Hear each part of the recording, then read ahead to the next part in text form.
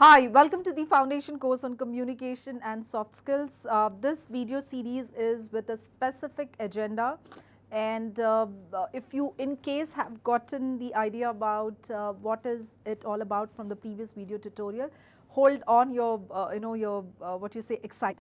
We will do a quick recap before we actually move on to the topic of the day, which has been aligned. So a quick recap was about knowing intonation and rhythm, which we did it in the earlier video. Just like quick revision, the rise and fall of pitch to convey meaning is known as intonation, and we all accepted this definition. In simpler words, intonation or speech music is the sound that you hear when a conversation is too far to be clearly audible but close enough for you to be able to tell the nationality of the speaker. Well, it is too much to in terms of understanding this. Each time within in India as well, somebody from Andhra Pradesh speaking English, somebody from Tamil Nadu speaking English, or for that matter somebody from New Delhi, when they communicate, when they speak or converse in English language, we sort of have this idea to figure out where they are from, and we all have this thinking process to analyze and label people, stating that this specific person might belong to a specific state or the city. So that's the beauty of intonation again. So moving on, people understand an expressive tone better than a flat tone. So expression is nothing but the tone, the energy, the what you say, the emotion that you actually attach while you're speaking, and this should be something on a conscious setup, because English as a language, we all are learning language right now, and hence tone, intonation, rhythm, music is also learned separately. So we all have to make that conscious effort of getting it together, align it to make a conversation more better. Moving on to understand, it is this change in the speech pattern according to the situation which brings in a certain expression in your communication. So we have already explored few words specifically attached to it, that is volume. Words such as pitch, emotion, sentence stress is something we clearly communicated that it's going to be in the next session. So this is the session all about sentence stress. Moving on to understand, the word emphasis was also discussed because the word stress was already communicated to all of us. So intonation contours are not the same in every language. Each language deals with expressing emotional ranges in different ways. In India, we have certain languages which are very specific for the tone, and they are very tonal languages, spoken in the parts of Meghalaya, spoken in the parts of northeast. But likewise here in Telugu, we have a certain set pattern for your tone and certain set emotional ranges attached to it. So likewise, international languages such as French, and for that matter, French is always called as a romantic language, because they have a very peculiar way of ending a sentence and making the sentence and the conversation sound differently. So this is to do with language comparison. And keep in mind things such as other languages such as Chinese, or for that matter, have a pitch change that indicates different vocabulary words, and then superimpose further pitch change to change meaning or emotion. Let us all see how a typical good native speaker would intonate. So I would recommend, please go back, have little listening sessions attached as part of your personal development plan. News channels such as NDTV, who has done good job for English communication as part of making it effective. So start listening, start imbibing, start copying the language to make your conversation more effective. So moving on to the agenda of the day, which is sentence stress in English language. For your benefit, I like to make a note of it on the whiteboard, so that you guys can make a note of this specific topic, or maybe you can go back, revise, look up to a lot of information which is available on internet. Okay, so the topic is sentence stress in English language, or English. Once again, sentence stress in English language. So how do we define it, and how do we come to the understanding about the subject? Well, sentence stress is the music of spoken language.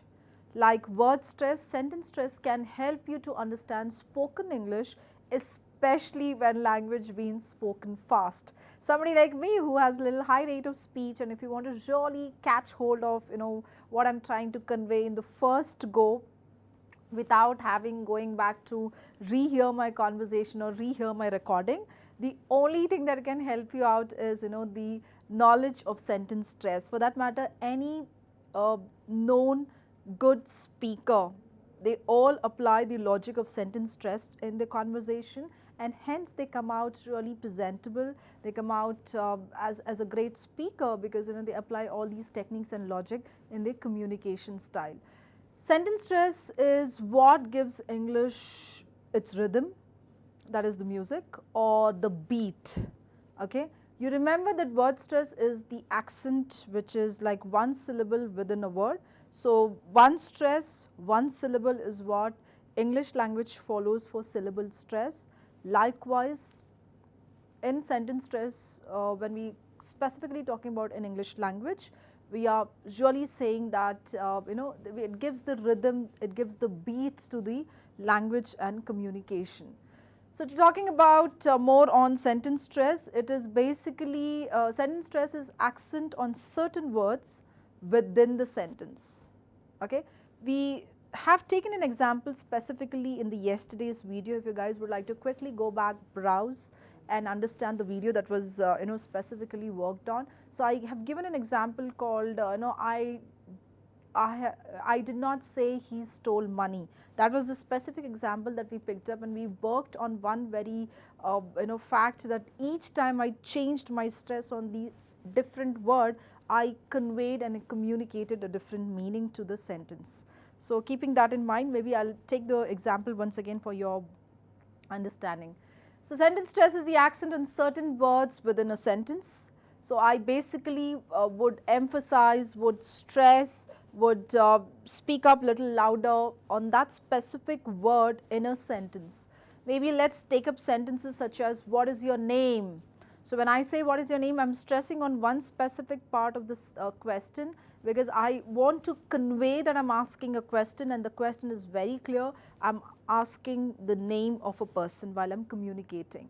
Likewise, when you are giving out the similar response, a response to the same question, when you can and you would want to emphasize that my name is John or my name is Kumar. So I stress on that particular word which I'm trying to convey as a speaker, and when I'm giving out the statement to the person whom I'm in conversation with.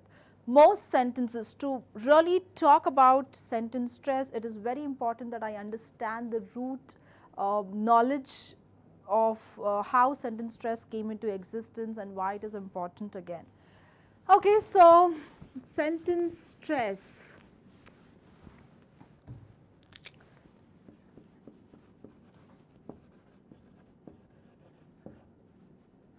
My name is Harsha. Okay, so when I take this example, my name is Harsha, I'm specifically talking about a sentence with the name that I'm trying to emphasize and give out. So over here, one thing to keep in mind while we are learning the topic of sentence stress, it's very important that I understand in English language we have two words which are focused in the sentence. So the words are content words, and the other words are your structure words.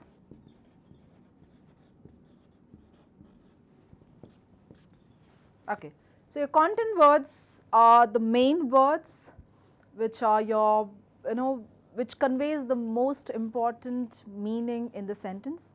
Structure words are nothing but your function words which help the sentence to construct it in a more grammatically correct form. As the content word is your word which is noun, and hence the word Harsha in the sentence has content to it, which is the main segment in a sentence. The main important piece of information in the sentence is the word name of the person, which is Harsha, which is in turn a noun. So keeping in mind, and the other set of words turns out to be structure or the function words, because they are just giving us the meaning, they just carry the meaning to it. So keeping this in mind, let's understand what is, how do we define content words. Content words are the key words, like I said, the name of a person in this particular sentence. They are important words that carry the meaning or sense.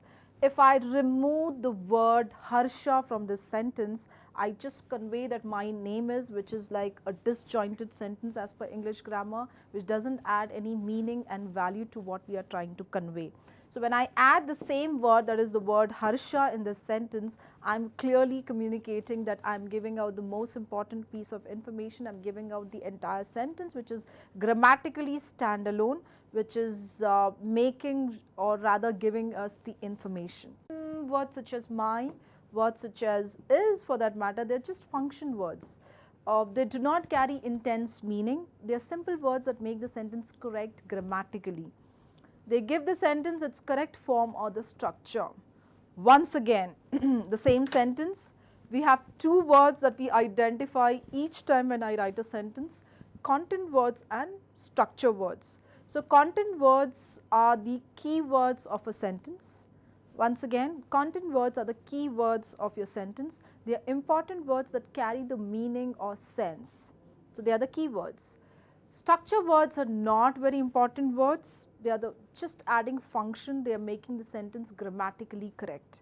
So all content words have to be stressed in English sentences, and function words are not to be stressed. Keep that thing in mind. If you remove the structure words from a sentence, you will probably still understand the sentence. And if you remove the content words from a sentence, you will not understand the sentence.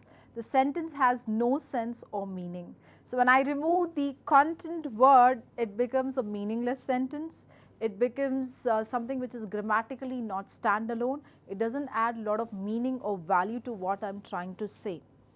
But in Indian languages, we can communicate without focusing much on content and structure words. I mean, I can certainly communicate by giving information more or less with structure words, but in English language, the content plays a very important role. Okay, so if you remove the content words from a sentence, you will not be able to understand the sentence. The sentence has no meaning or sense, like we just communicated. Imagine that you receive this telegram message. So let me give you this, a particular example to make really sentence stress get into your mind in terms of understanding the fact why it is important, and also to learn more about the word sentence stress. So let's take this example now. So words such as cell, words such as car, words such as good. So I just have three words. And imagine if you got this message on a WhatsApp, or maybe on SMS for that matter. Let me write it more clearly for you all.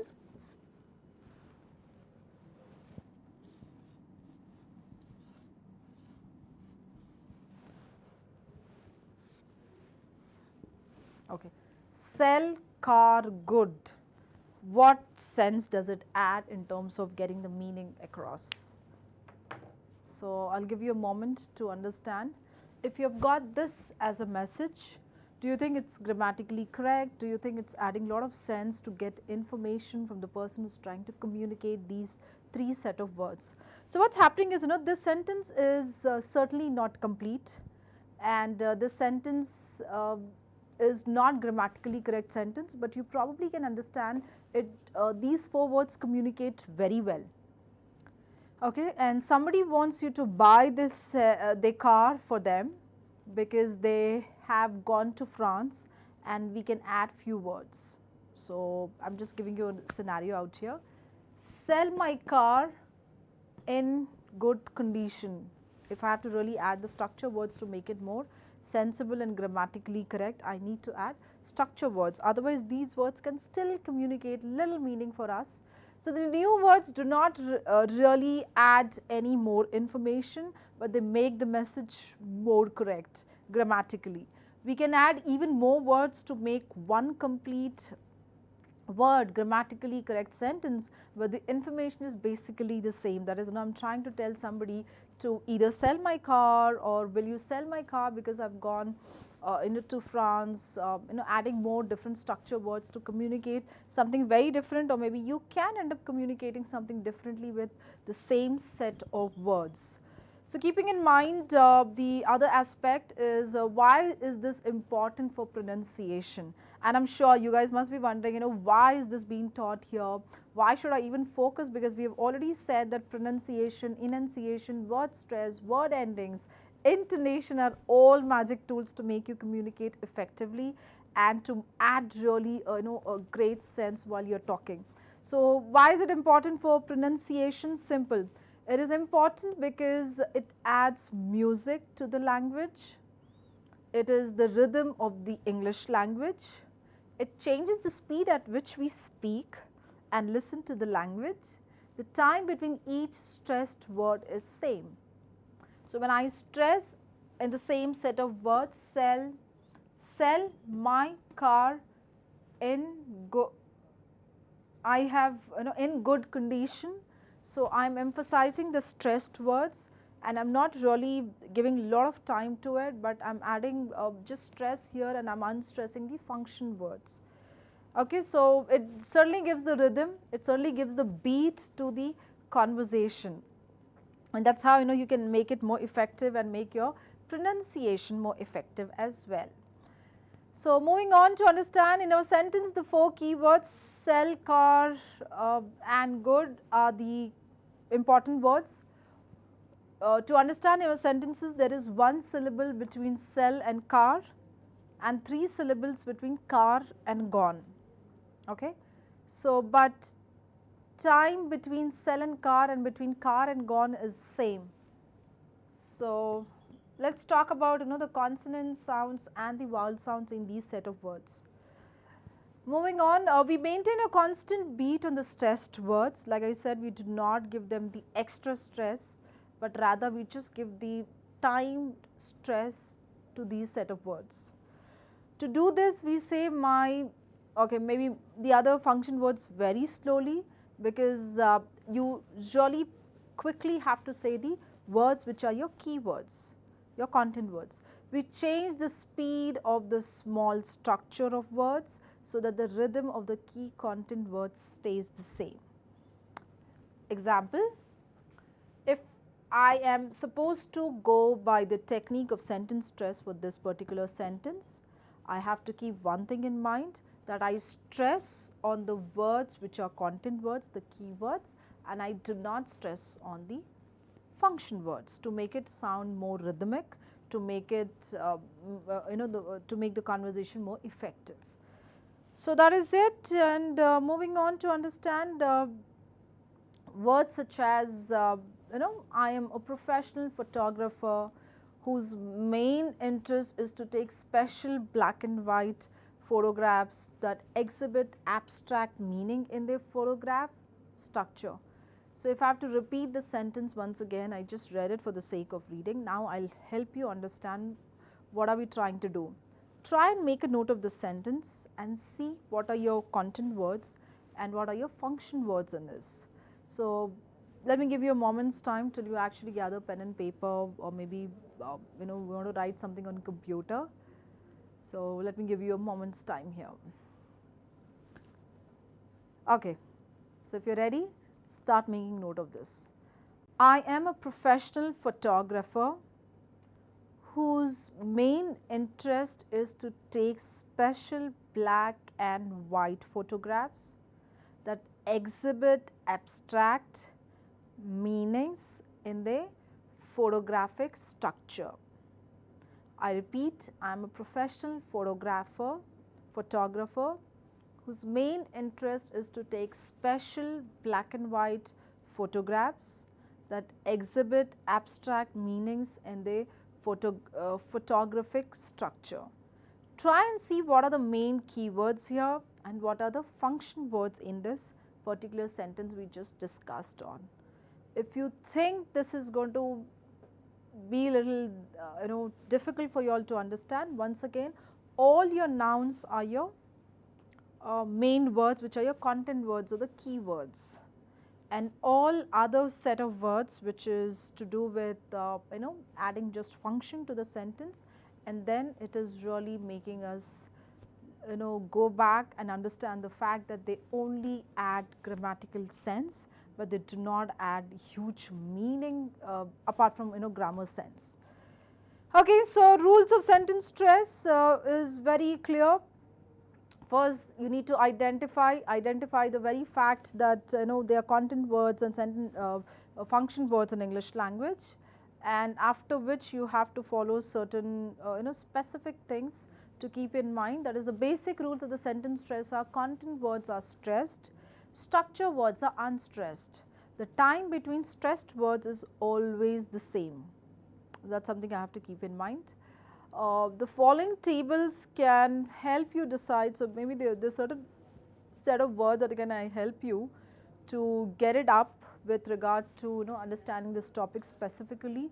So, words that carry meaning are your content words. Examples such as your main verbs, examples such as nouns, adjectives, adverbs, and words such as any negative words too.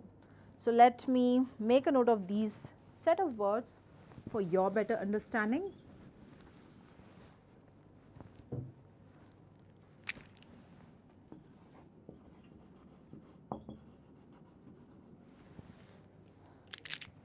It is visible sentence stress. So, under sentence stress we have content words,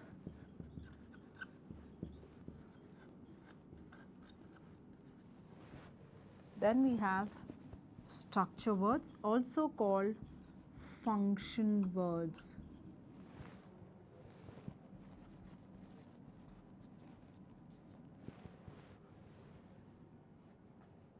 Content words and structure words. So, content words again are your key words, your main words. Structure words, function words, words that just add grammatical sense. So, how do I define content words? Words that carry meaning. Examples: verbs, that is main verbs. Words such as nouns,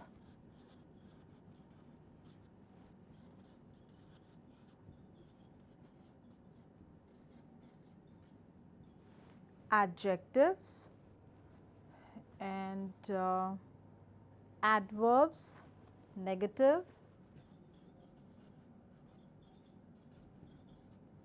and negative verbs.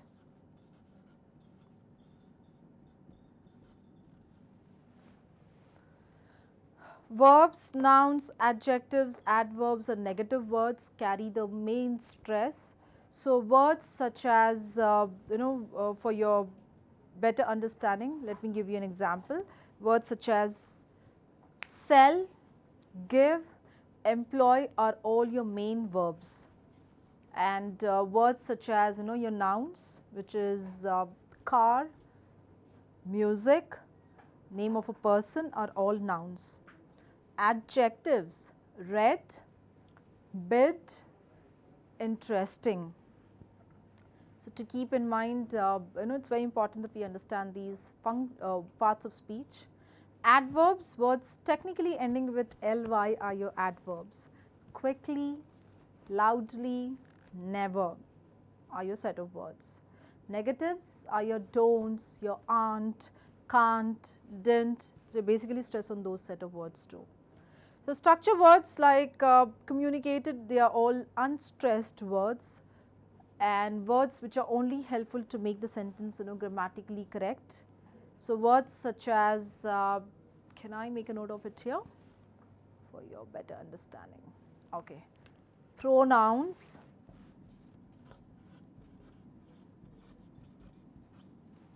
articles,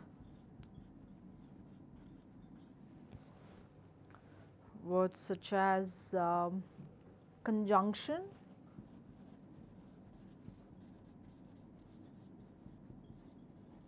helping verbs, that is your auxiliary verb.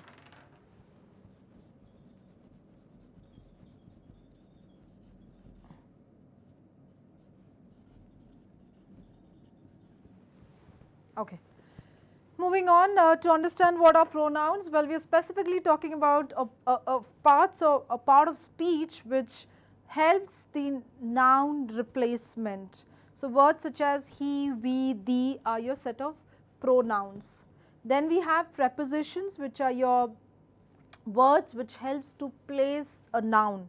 So the word preposition on, at, into, in, with are all set of your words associated with prepositions. So I have not mentioned the word preposition, I guess. Articles is your a, an and the. So I don't stress these words. Conjunction and, but, because, these are the words that we don't stress. Auxiliary verb, helping verbs are nothing but your auxiliary verbs. So do, be, have, can, must, again your set of words which are not stressed. Once again, pronouns, prepositions, articles, conjunction, auxiliary verbs are not stressed. Okay. So this is to better understand again. Sentence stress is the music to the language, like we already discussed. It really gives you the beats, the rhythm to the communication.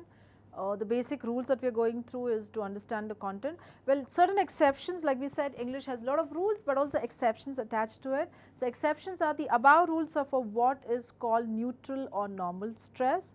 But sometimes we can stress a word that would formally or rather normally be only a structure word, for example, to correct the information. Look at the following dialogue. Let me give you a sentence.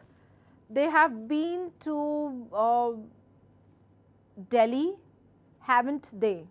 So basically you are confirming the information. So the sentence is, they have been to Delhi, haven't they? So the response that I can, if I have to communicate, and I can, over here I can stress on the structure word.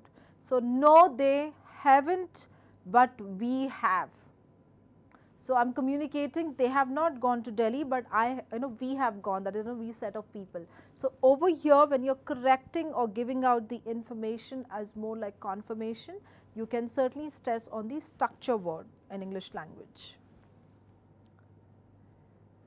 Note be is also used as a main verb. It is usually unstressed, even though in this case it is a content word. So be functions more like a main verb, but it can also be stressed or unstressed based on the context there.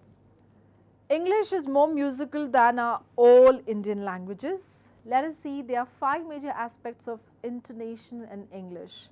So let's understand new information. This is a starting point of standard intonation. When we say that we need to stress the new information, it's logical to think. So when I am giving out the new set of or rather new piece of information, I am supposed to stress on certain words which can be function words. But as per the definition, when we started off, we clearly said function words are not stressed, but only content words are stressed. So keeping in view, so it's all new information. I would rather stress every word, well, not quite in standard English. We consider that the nouns carry the weight of a sentence. When all else is equal, although the verb carries important information, it does not receive the primary stress. So keep that in mind. First time, nouns as well do not carry the primary stress. Dogs eat bones. When I give out the sentence, after the information has been introduced or is being repeated through the use of pronouns, the intonation shifts over to the verb. Now, it's really important for me to understand how there's a shift of intonation that happens in English language, where I start from a noun to be intonated, and then I move on to pronoun that can be intonated, or for that matter verb as well. Okay. So keeping that in mind, notice how the intonation changes when a sentence changes from nouns to pronouns. Now this is very important to understand. Each time in a conversation I cannot speak many nouns, but instead I replace nouns with pronoun. So when I intonate noun and I shift using to pronoun, my intonation shift should also happen while I am communicating. So phrasing, in addition to intonation of a statement, there is another aspect of speech that indicates meaning and phrasing. Have you ever caught just a snippet of conversation in your own language and somehow known how to piece together what came before or after the part of the sentence? So many a times, either when you're talking to your younger siblings, or maybe distant relatives, where you only get like just pieces of information, but you can still get the entire meaning of what this person is trying to convey. So it's all because of how we are intonating that specific words, though the person has not given the entire sentence, but it's still it's justified that we got the meaning from the sentence. So in a sentence, phrasing tells you where the speaker is at the moment, where he is going, and if he finished or not. Notice that the intonation stays on the nouns. So that's something to keep in mind. I repeat, intonation always stays in nouns. So nouns are your set of words which we define. Anything which has a name is a noun. Statement. Stress the nouns and let the tone fall at the end of the sentence. So when I'm giving out a sentence or a statement, I stress the specific nouns in the sentences. Going back to the same example, my name is Harsha. Harsha is the name of a person, and hence I stress on this word, the name of the person, which is a noun. Stress the nouns and let the tone fall at the end of the sentence. That is what we are following in all the statements. Okay. So dogs eat bones, cats kill rats, Mike likes bikes. So just like these words where I made it more like a sentence form, but it can certainly be because the way I am intonating it, I am going towards the end where I am following the entire speech pattern and making it sound more like a statement there instead of a question. So introduction phrase. When you want to preface your statement, use a rising tone. So each time you're giving out a sentence, you have to remember one thing, that you have to rise in your tone and give out the piece of information. As we all know, dogs eat bones. Like we understand, it's difficult to deal with pets. Okay, I repeat, as we all know, dogs eat bones. Like we understand, it's difficult to deal with pets is the sentence, and I'm actually going down in my tone when I'm giving out this particular sentence. Again, in English language, I have to keep in mind statement follows a different intonation pattern and question follows different intonation pattern. Unlike Indian languages, all Indian languages, Telugu, Hindi, any other language in India, they follow a similar intonation pattern technique, which is your statements, your responses and your questions are given in the same tone, or the same, they are intonated in the same way, unlike English. Question, a regular question goes up compared with a statement, but drops back down at the end. So let's look at this question. Do dogs eat bones? So I repeat for your benefit, make a note, let me make a note of it. So when I give out this particular sentence, do dogs eat bones? Okay. So basically, I am trying to communicate this as a question, and hence my intonation pattern should match to that of what English language says that it is intonated the way it is supposed to be intonated, because it's a question form. So what's happening out here, to remember that it's a regular question form, and I'm supposed to raise my tone. I intonate the specific set of words in this particular question, and I give out this question to make it sound more like question. The challenge that we all non-native speakers that we face, especially when we are talking to native English speakers, or for that matter anybody who follows standard English communication rules, they all have accepted this. We all here in India, we do not go by the reasoning of, a question should sound like a question and a statement should be, it should be part of the technique that it should sound more like a sentence.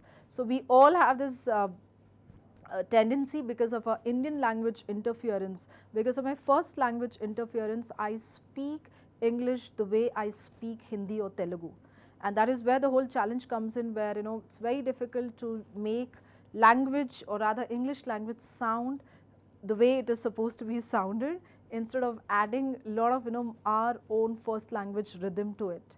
So keeping these things in mind, a regular question goes up, that is a rule English language follows, compared with a statement. So in the case of statement, so in this particular question, it has to be like, the question goes up, and when I am giving out a sentence, the tone of my sentence goes down. So when I say tone, my intonation technique goes down when I am giving a sentence or a statement.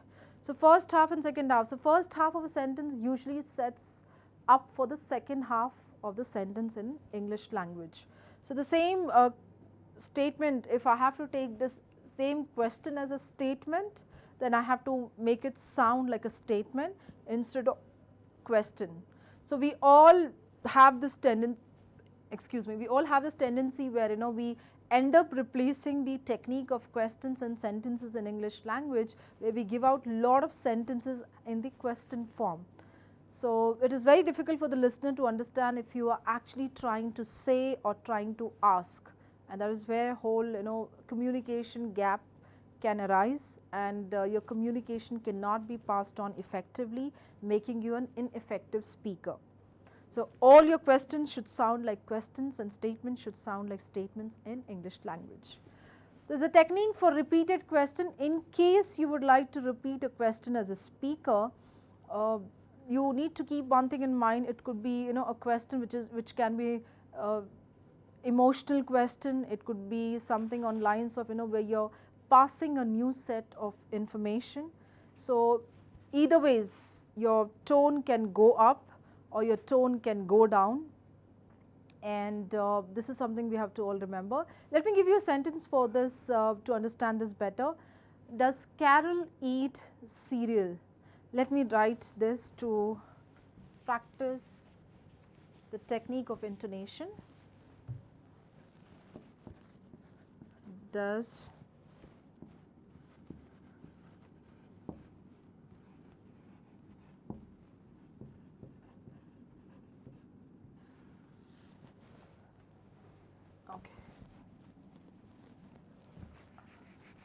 for our engine example, let me take, does Kumar eat cereal? So same sentence form can be built up to make it sound like a question, and it can also sound like a sentence only basis the way I rise my tone and the way I give a fall tone to this particular sentence. So try it out at your end to understand this more better. When I rise the tone while I give out this piece of information, I am giving it a question, and when I go down in terms of giving a fall tone, then it turns out to be a sentence in English language. Likewise, it's very important, we've already discussed pronunciation has to be practiced. It has to be practiced to a level where you do a lot of self-analysis and have your own self-development plan.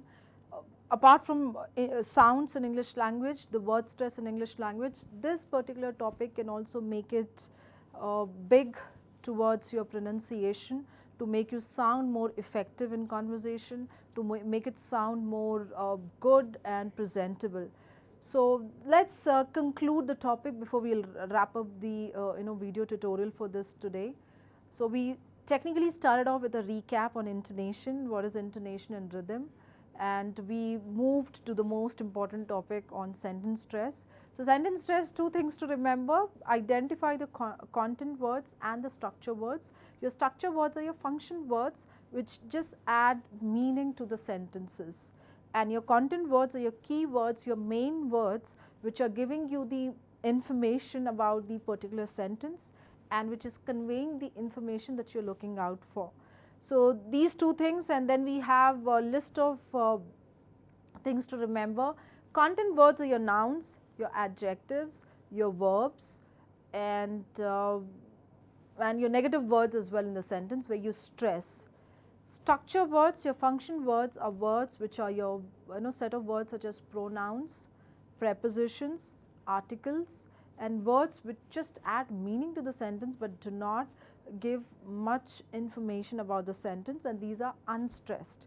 So, try identifying these words and make it a point that you only emphasize and stress on the content words and you unstress the structure words. So, this brings to the end of the video tutorial on sentence stress. If you have any specific questions, maybe you guys should write us back, and we will certainly help you get the solution to it.